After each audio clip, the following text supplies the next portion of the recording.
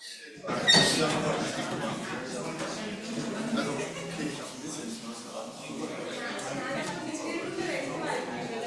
guys. Good morning to you.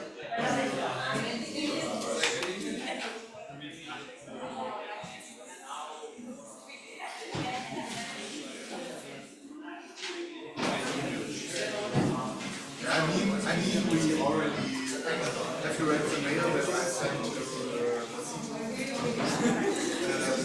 I already said that we kind of confirm any day, send the date, send it to the what they didn't reply.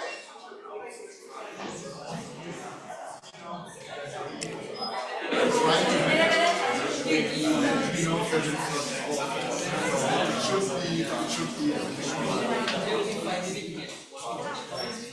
I mean, if they reply now, but yeah, we'll see. Okay, what's the advantages of public key encryption systems?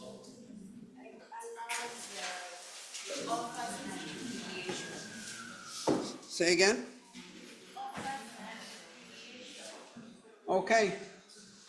It offers non-repudiation. Less keys are used Public key, advantages of public key encryption. less keys are used as compared to The number of keys is a lot smaller than the keys used in conventional encryption system. Yeah, guys? Near the window there? Yeah? No, the one in front. Yeah?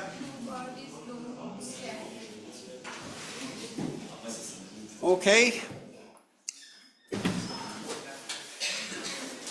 think this thing is not working. You're way too far for me to hear what you're saying, or the noise level is too high for it to go through. So I'll just say some of these issues. Conventional or public key encryption system has a number of issues or problems, and it has a number of advantages.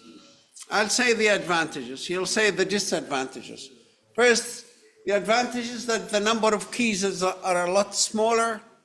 It provides digital signature and non-repudiation.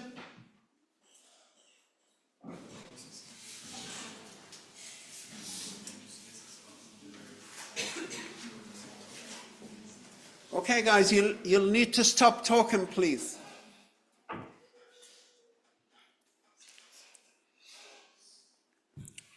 All right.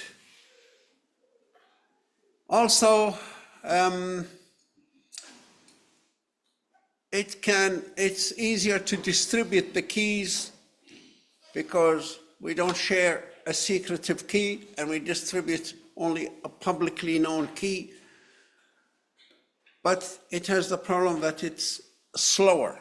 It's way too slow compared to conventional encryption system. So now I'm just concentrating on one issue now, is that the key distribution. So we looked at a few techniques of distributing keys for conventional encryption and also for public key encryption system. And for conventional encryption system without using public keys at all, there is a technique known as the key distribution center that's used to distribute the keys by a third party, a trusted third party that can create keys for those members who need to communicate together. You send a request and you say, you give your ID and the ID of the member you want to communicate with, and the key distribution center will create a session key and send it to both of you, but it'll send it to the person who made or the party who made the request, and included in that a copy that needs to go to be sent or transferred to the receiver. We also looked at the public key distribution, and we looked at the public key authority, which acts like the key distribution center. So everybody joins this authority, and anytime members want to communicate, they can request the public key of another member from the public key authority. And then we looked at the public key certificate of distributing keys. And that's probably a more common technique at the moment, is using the public key certificates. And the public key certificate is every member joins this organization that's a trusted organization that issues public key certificates. Normally you'd go in, satisfy them with your ID, and present your public key.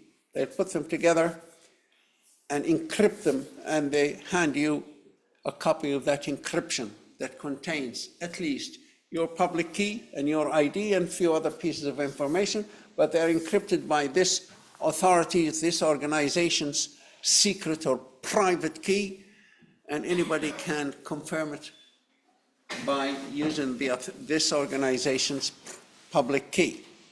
And then you can use that as a way of distributing your public key. You can send it to anybody you want.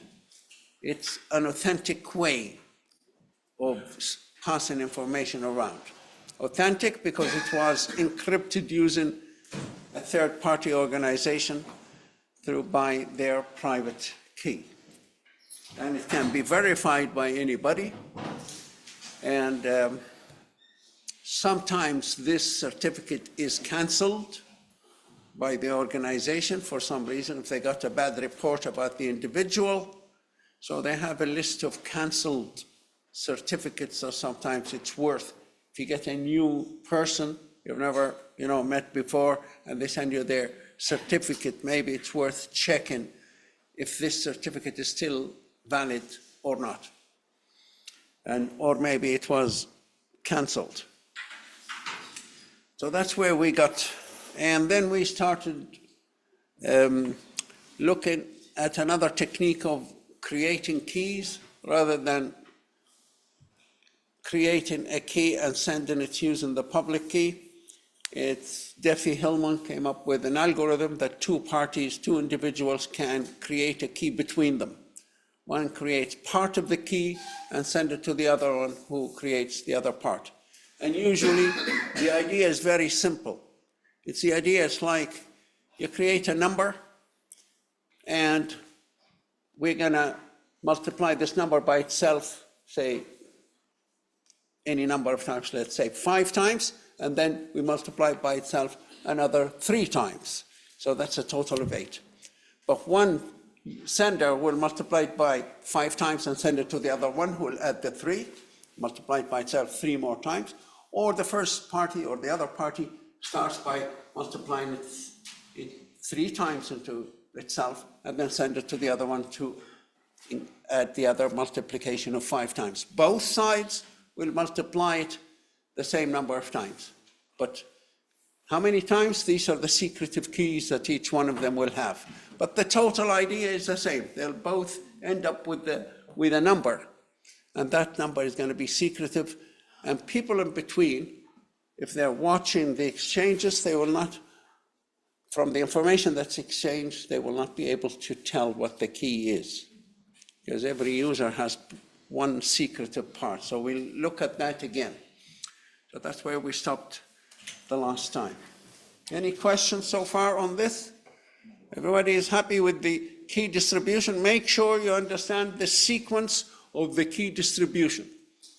For conventional encryption, using a key distribution center, or the public key encryption system using an authority, a public key authority, or using a public key certificate. So let's look at today's notes.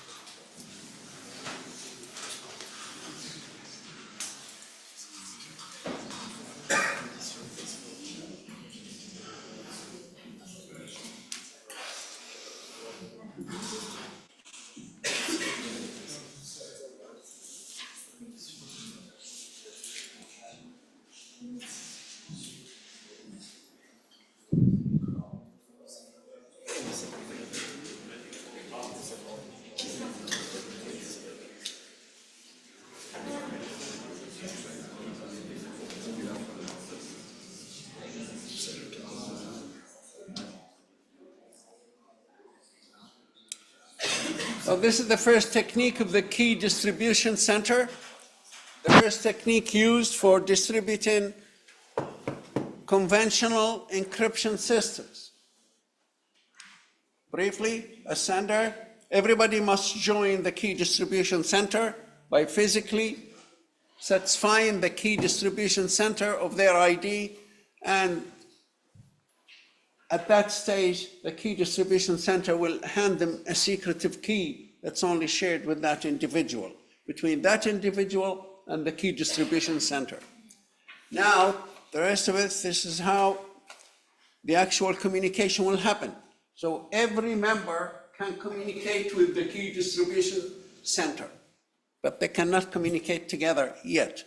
So in order for members to communicate together, this is what happens. First, the member who wants to initiate the communication will send a request with their ID and the ID of the member they want to communicate with. The key distribution center will generate a secret key and will encrypt it using the key that it shares with user A, and will also encrypt it using the key it shares with user B. So it encrypts it twice. And it will send the entire message to A. So part of it, it contains the secret key, but encrypted using A's key that's shared with the key center, with the distribution center, and it will also include the other encrypted, the same encrypted key, but it's encrypted using the key that's shared between the center and the second user. So the first user cannot create this. So now, when this message is received, the user A would decrypt the message and take the session key, or will take this part of the message that it cannot decrypt, that's encrypted by the center, and it will send it to B, who should be able to decrypt it. And this message that's sent, that's encrypted, it just says, there's somebody called A who wants to communicate with you, and this is the key I've given you. This is the session key that I'm giving this communication between the two of you. So this message sent here, only B can decrypt it, and it can decrypt it, and it knows 100%. This message really was originated by the key distribution center. And the reason it knows, this is an authentic message, because this message was encrypted using the key that's only shared between the center and B. So B can decrypt this message using the key that it shares with the center and extracts the new session key that A and B will be using. Now both A and B have that session key, and all they need to satisfy themselves that they are talking to one another. So A wants to be sure that it's talking to B, or B wants to, but A is the one who initiated, so B wants to make sure it's actually talking to A. So it will send us a number, a nonce number, or a random number. It will encrypt it using the new session key. And if you are A, you should be able to extract this number, N2. And if A extracts it, you should send it back to B, and now B is happy. Okay, I'm talking to A based on this message I received from the center that says A wants to communicate with me, and we've given them the same session key. So this guy uses the same session key to encrypt a number and should expect it back from A.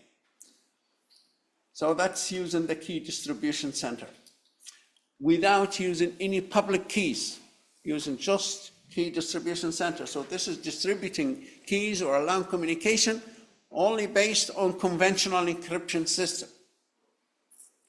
And same with Diffie and Hellman that we look at later on, it also does not use public key encryption system. So Diffie and Hellman, it allows two users to create a secret key for their own communication without the need for a key distribution center without a need for a third party. And without, but there's some information that they both should share already. Everybody shares and it's not secretive, the G and the N, two numbers. But then we can somehow, without a third party, we can come up with a number that these two will have and no one else will know what that number is. We use the idea of the colors. I don't like it too much, but it gives some sort of possibility that sometimes you can actually share something that's difficult to analyze, but in fact, the idea is pretty much the same. We start with some number, the yellow number or the color, and we add to it two more colors, a blue and say in this case here, say red, and we should end up with a unified color without anybody in between knowing what the secret numbers or colors are. So the secret color, the yellow is not the secret color, everybody knows about the yellow, but this guy adds blue to it, and then send it to this one who will add another secret color, which is the red, and we end up with the same color. So blue and red were added. This guy here will add the red, and send it to this one who will add the blue. They just added, one is added before the other, but the end result is the same. Both of them will have a new color that was difficult to predict, and the only prediction is the people in between, in the insecure area, they'll get this color and that color. They cannot tell from this color what's really the combination of what are the two mixes, the two colors that got mixed. Even though they knew what of the color, it's very difficult to find out what the color is. So with colors, it gives the idea, but mathematically I think it's a lot easier. Because mathematically, this guy has a secret number, this creates his or her own secret number, and this guy creates their own secret number. Now we have a common number, which is G, and we're going to put G to the power of A, and send it over here, who will add to it the power of B. So the combination is like G to the power of A multiplied by B. Or in the other side, going to be G to the power of B multiplied by A, which is exactly the same. So we end up with the same exact final number, but in between, it's very difficult. Like this guy multiplies G by the B and send it out, again, nobody, going to be very difficult to find out what B is. So this is based on the idea you can get the result of multiplication of some number by itself any number of times. It's easy to do, but if I give you that number, it's very difficult to analyze it or factorize it, especially large numbers. So this is the basic idea, and we need to work it out, and you'll be getting problems to say, right, this is the secret number for A, this is the secret number for this user, and secret number for this user. What would be the common number? Work out what the common number between them that's going to happen. So it's basically, G is also given, and it's known, and it's going to be multiplied by itself with this secret number, and passed to this one to multiply with its own secret number. And they both should end up with the same value.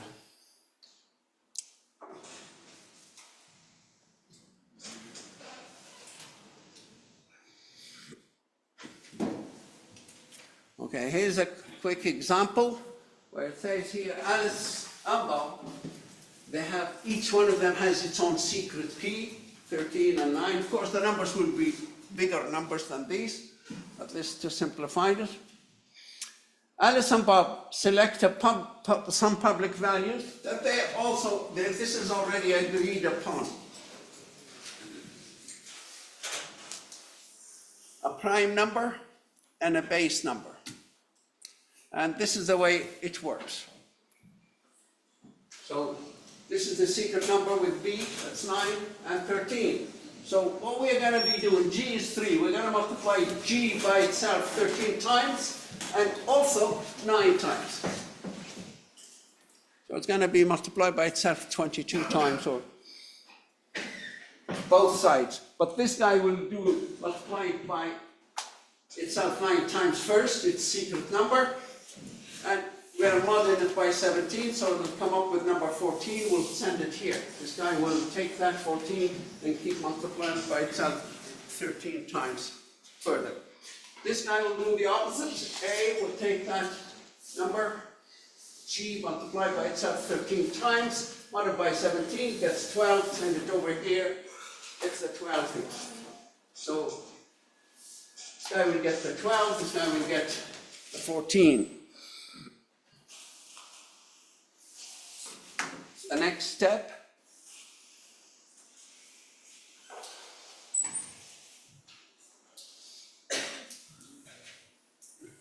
we started with the 9.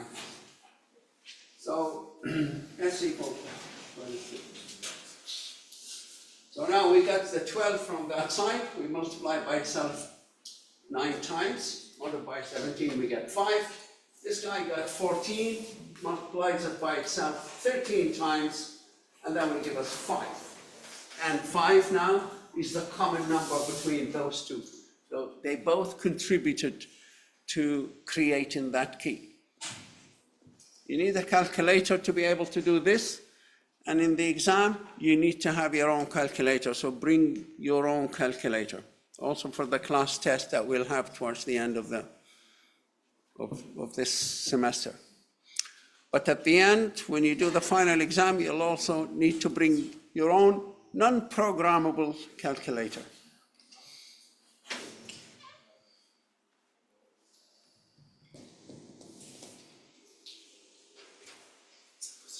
So this is just a very simple example, just to confirm the idea, bring the idea home to your mind.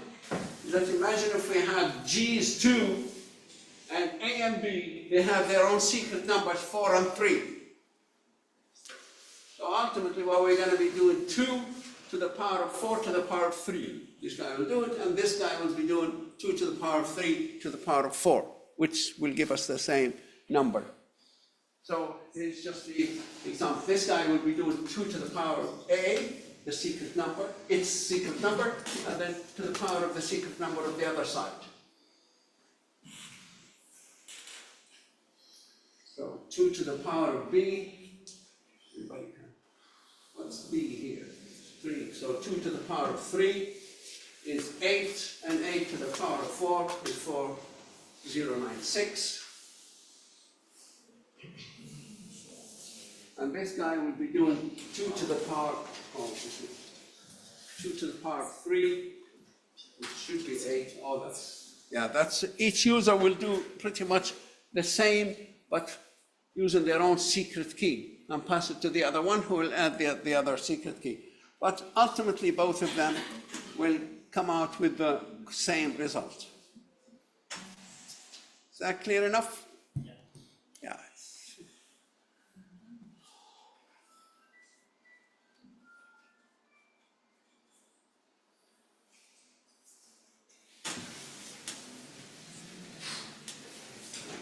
So we'll have an example later on. So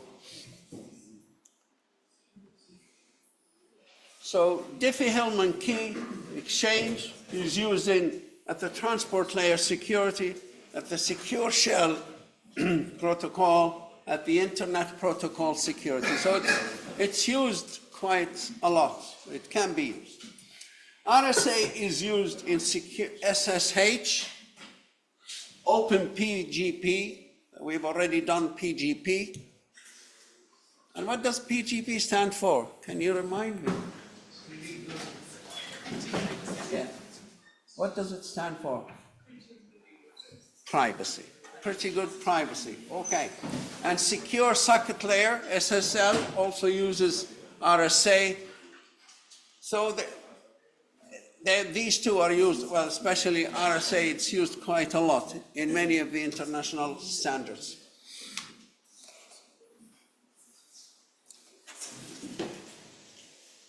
Next thing we looked at, or we should be looking at, is certificates.